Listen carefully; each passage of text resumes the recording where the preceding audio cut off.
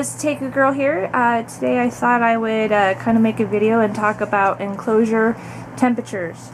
We're going to use Midgar's enclosure as an example.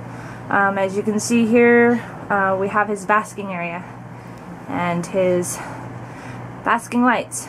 So there's a lot of incorrect information out going on the net right now about what is the proper temperature for a Tegu enclosure.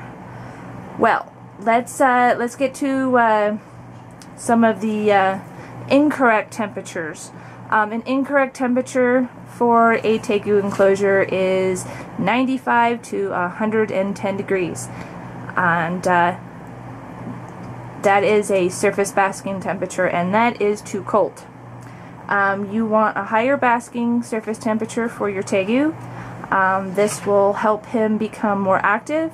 It will help digest his food, and it will also keep him active for exercise, and so that he is not going to become a lazy and lethargic, overweight Tegu. That's what we don't want. So, a proper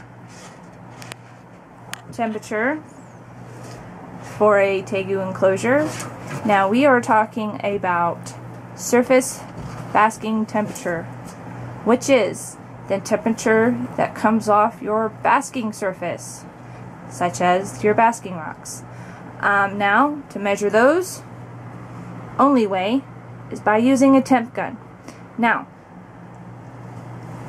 temperatures should be about 120 to about 130. Some people like to go a little bit higher, but I like to keep mine in that range. It's also going to depend on your Tegu. Some Tegus will bask at 120 to 125, and some higher. I have also seen Tegus that like to bask in the ranges of 130 to 140. Now you'll notice that if some Tegus are basking under temperatures that high, they don't need to bask very long. So 15 to a half an hour is okay. That's perfect. So higher temperatures are good, lower temperatures are not.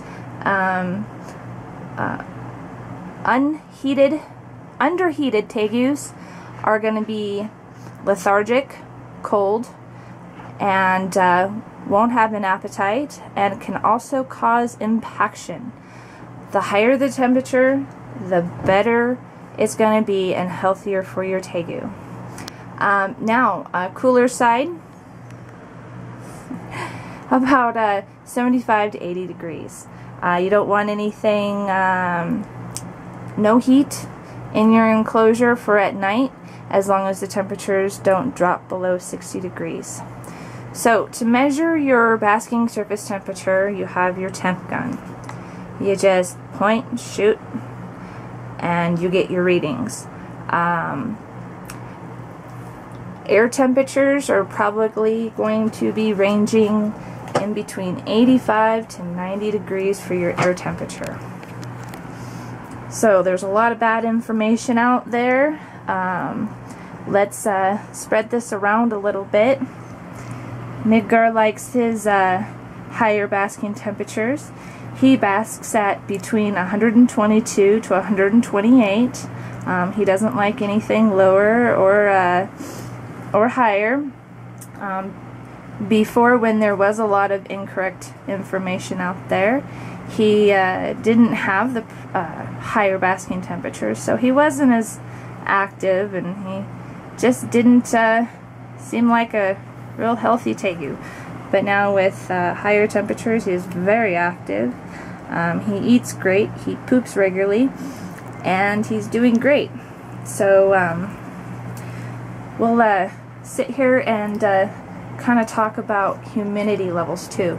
Now, Tegus do require good size humidity between 70 to 90 degrees. And what I do to get my humidity levels up in my enclosures is I spray their tanks with a sprayer, and I do this about 2 times a day, usually morning and night. I do use an organic topsoil, so it you know, if it dries out, just spray it down. I just sifted through all their dirt, so when you've mist, you just don't want to drench it, you just want to mist it. You don't want it to be tacky and muddy. So between 70 to 90, and you can measure these with a humidity gauge. So, important thing is to make sure your humidity levels are right and your temperatures are right. So I gave you correct temperatures and bad temperatures, and hopefully this helps somebody out what correct temperature should be. So when measuring basking temperatures, don't use a thermometer, use a temp gun, and you want to measure the basking temps, because that's what is going to be important and most beneficial for your tegu. Alright, talk to you later. Peace.